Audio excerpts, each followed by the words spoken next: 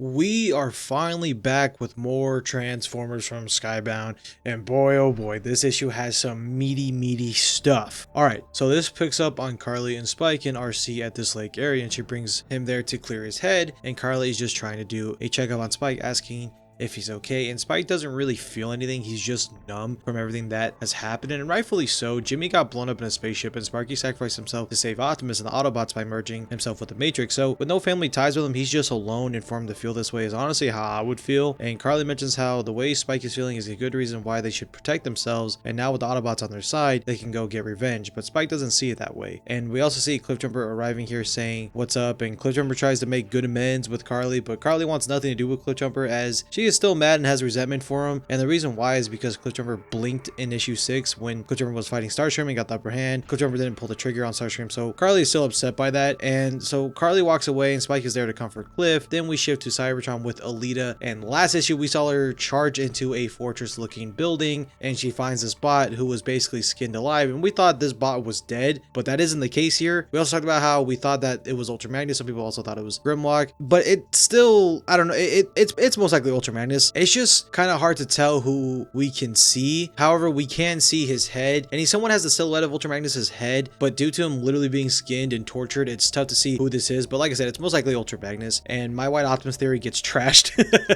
But Alita's carrying Magnus out, and he tells Alita to put him out of his misery, and Alita basically says, no, I came all this way to rescue you. However, if we do get captured, I will end both of our sparks. And that's where the Alita part of the story is stopped for now, which sucks because I really want to know what her plan is with Magnus. But we do go back to the USS Henry Harrison on the Pacific Ocean, and these guys are just scrambling as they are getting completely blitzed by the Decepticons and their new leader Soundwave, which if you haven't checked out last video where he became the new leader, we'll have the link at the end of this video. But the Decepticons come crashing on into the ship, and Soundwave tells Thundercracker to not sink the ship yet as they are not at their destination. And we see something very interesting here. As the people on the ship are evacuating, getting to lifeboats, Thundercracker grabs one of the Navy men, and as Thundercracker starts to squeeze this guy to death, he says, please don't hurt me, I have a family, you know, asking to be spared. And Thundercracker actually lets him go, and Thundercracker says, I pity your fragility, small thing, and tells him to be on his way. And the reason why Thundercracker does this isn't like he's an Autobot now and he's fighting for good. It's not like that.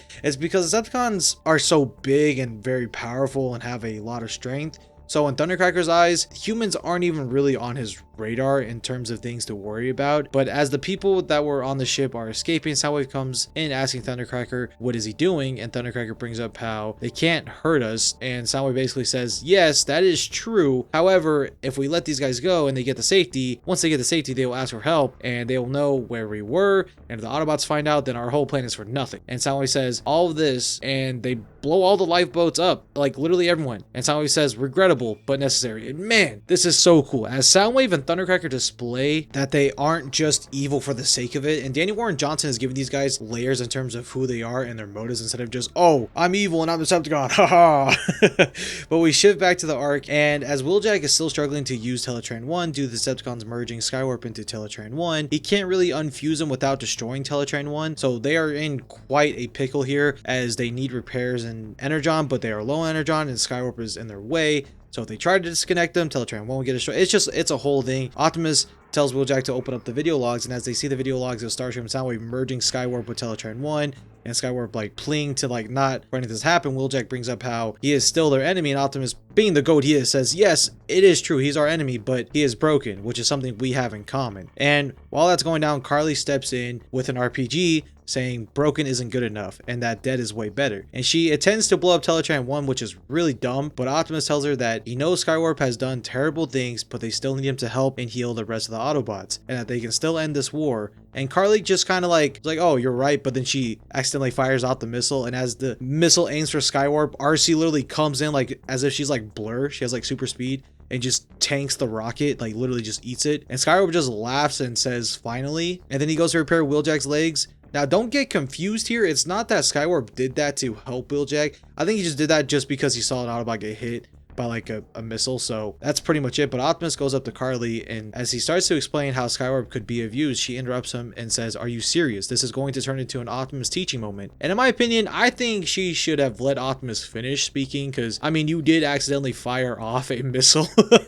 Like I don't know, like you did fire it off, and RC got hurt in the process, so maybe should have let Optimus finish speaking. But as Carly storms out of the arc, she says, no, I'm done with this. And we go to Carly's van and we see RC comforting Carly. And we see this really cool moment between these two as Carly asks RC why she didn't get repaired. And it's due to them being really low on energon. And because of when the Constructicons were brought back to life, they used up pretty much all the energon in the arc and Teletrain 1. So they really are sparse on every sort of material they have. And that's why they really couldn't fix RC. And Carly asks RC, why don't the Autobots act huge and powerful? And RC responds with how they were always like this, that they were scattered and lost before the war started on their planet, and how Optimus brought all of them together, and all he desires is peace above all else. And because Carly doesn't really know the burdens Optimus has gone through, RC says he doesn't speak of it often, but believe me, his losses could fill a chasm. And we have this cool panel of Optimus looking to the stars, and yeah, man, I don't know. Carly still hasn't had time to grieve, but she's off in the deep end. However, it is good that RC is there to help her like Ultra Magnus did for her. But we switch transitions to the bottom of the sea, and to the people who are theorizing on what Soundwave was looking for, you are going to be hyped. So Soundwave basically says Starscream has no vision, and his short-sightedness was only outpaced by his mindless need for violence. And now it is time to truly take over this rich planet, and that it's not a plan that will be done in a day, but it will succeed. It's the whole mindset of Rome wasn't built in a day, and he tells Scrapper and Hook to do what Soundwave told him to do, and we see the Nemesis come back, and boom,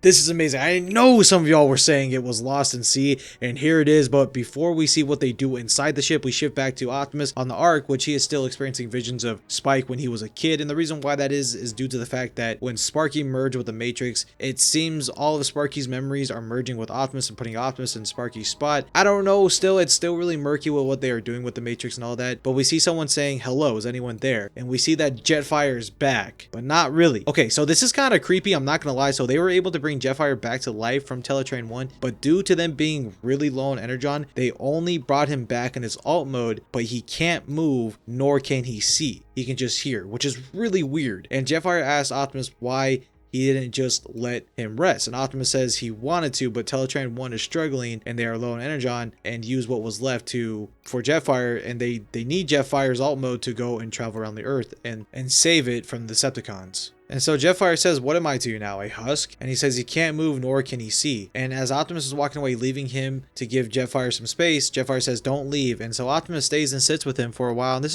is pretty dark, man. Like, I honestly didn't know something like this was possible for Transformers and all that. And especially for our boy Jetfire just being a transport vehicle. It is cool, though, that Optimus did stay with Jetfire, though, to comfort him. But we eventually shift back to the Nemesis. And as Soundwave explains his plan to funnel nuclear energy through the Nemesis, they hear a loud bang and knocking, and Thundercracker hesitates to open up the door, but once he does, we see Astrotrain, which is amazing, man. And Astrotrain is in an all-out rage asking, where is he? And he grabs Thundercracker's face and says, I only ask questions once. And as Soundwave responds with, we do not know, Astrotrain throws Thundercracker across the room and says, lies, lies, and says, you know how long I've been inside this prison. And he says he will have the one that put me here. And as Astrotrain is hulking out, we find out that the person he is referring to isn't Starscream, but actually Megatron. And Soundwave tells Astrotrain that once we find Megatron, that Astrotrain can do what he wants to him once they find him. But for now, he has a mission for Astrotrain to go and do. And this is very interesting. I wonder what Megatron did to Astrotrain to piss him off and lock him up in the ship. But we shift back to the Ark as they pick up Decepticon activity, and as Optimus rallies up the Autobots, Carly says there is no way they're leaving her behind. And Optimus,